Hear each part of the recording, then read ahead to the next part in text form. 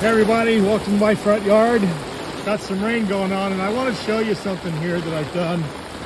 And just step out of the rain here a little bit.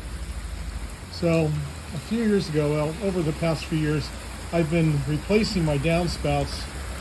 Normally you have coming out of that downspout and then it goes across the rocks and the little channel thing empties the water out into the yard.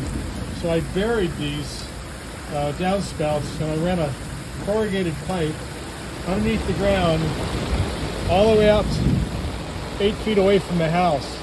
And then I've got these little pop-up emitters right here. I've got 4 of these set up around the house that I installed over the last few years, and did a video on it a couple years ago.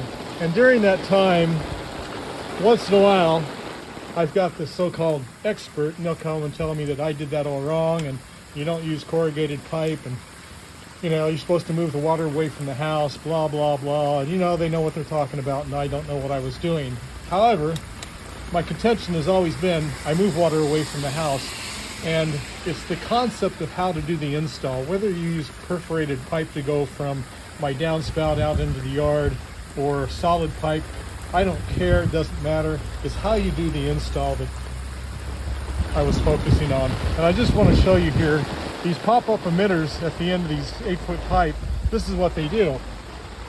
And this is water being directed away from the house by my corrugated pipe. And so there, to all those experts, Anyway, thanks for watching. I just wanted to show you how that works when I get a good rain.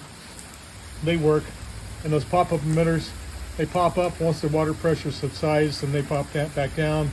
And normally you can't even tell that they're in the yard.